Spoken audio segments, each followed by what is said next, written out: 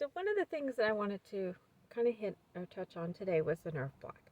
So I wasn't really warned what a nerve block was going to do or what was going to happen, what are the side effects, what to prepare for. Everyone I knew that had the surgery had told me the same thing. Get the nerve block. You're going to want the nerve block. It's a miracle. Some of my friends had pain relief for a couple days. I did not. I got the nerve block about 2 o'clock in the afternoon because my surgery started at 3, and it was gone probably about 10 o'clock the next day. So just keep that in mind. But again, you don't feel the pain, you only feel the pressure. And you do, I don't want to say you have no pain. You do have some pain, but not a lot. Most of it's gone.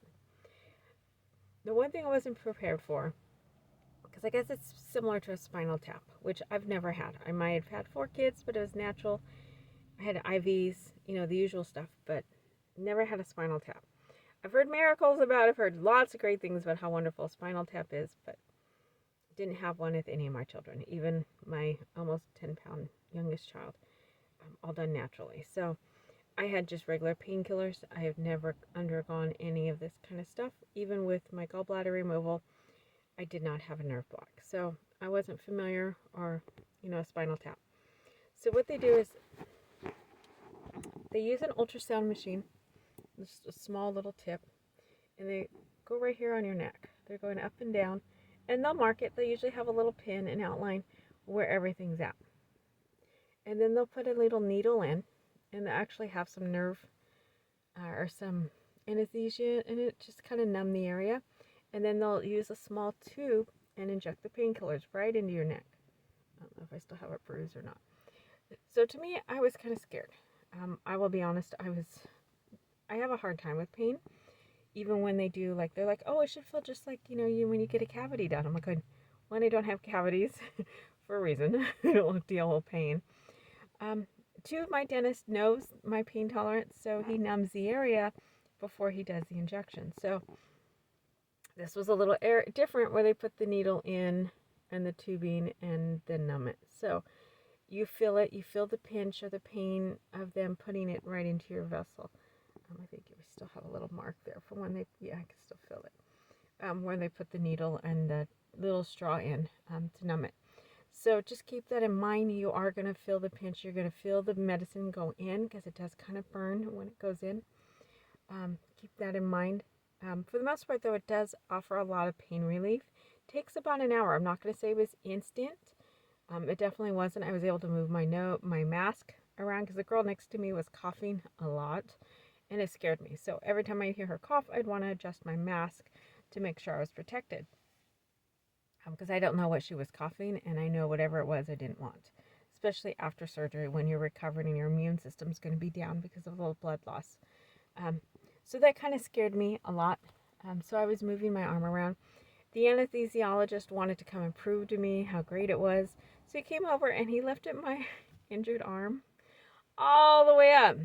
That's great if it wasn't injured. This is an arm with a torn rotator cuff and a few other things that are kind of weird, but I'll find out with my follow-up visit exactly what happened.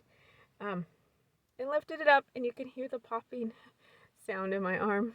It was very painful, but he's like, see, you can't feel it. And I'm like, I can hear it. I don't like the way I hear the popping sound. So keep that in mind. Your fingers are going to go numb. Eventually, I was able to adjust my mask probably for a good 45 minutes, and then finally I couldn't really move my arm more than an inch or 2, and then I couldn't lift it at all. So that does happen. I don't want you to be surprised. Again, this is the part that scared me the most. My mom had a stroke about 2 years ago, a small one, from her knee surgery where a blood clot traveled to her brain. So having a needle and bleeding anywhere near my head or brain scares me just because of the risk of a stroke. And they do kind of mention that. So I think it was also a driving force for me to get out of bed the following day and do as much walking as I could after my surgery. Because I don't want the blood clot getting stuck or traveling. I just prefer not to have any clots at all. So it was just like, I'm going to walk and I'm going to move. And so I've been trying to be as free and independent as I can. Because for the most part, I am on my own. My mom came over and helped me a few days. My son, he's 17. He helped me to some degree, but again, he's 17. we're just teaching him how to care for himself at this point. He's somewhat independent. Luckily, my middle daughter was coming over. She's 24 about. I know the year. I know their birthdays. Just don't always remember how old they are now. She's been going to Costco and bringing him over a lot of Costco food. So he's been eating really well. I'm sorry. He's got spring rolls and rice and a lot of stuff that, we can just throw in the microwave and eat. So I don't want you to think that we're starving by any way, shape, or form. There's a lot of things I can't do, but that was the nerve block did help me at least be able to get comfortable that night. Figure out, what am I going to need? 1 blanket, 2 blankets? Do I need pillows? What am I going to need to get comfortable without having the pain? I still had the oxy, still taking the oxy for some of the pressure and some of the pain that wasn't blocked in areas that I could still feel it.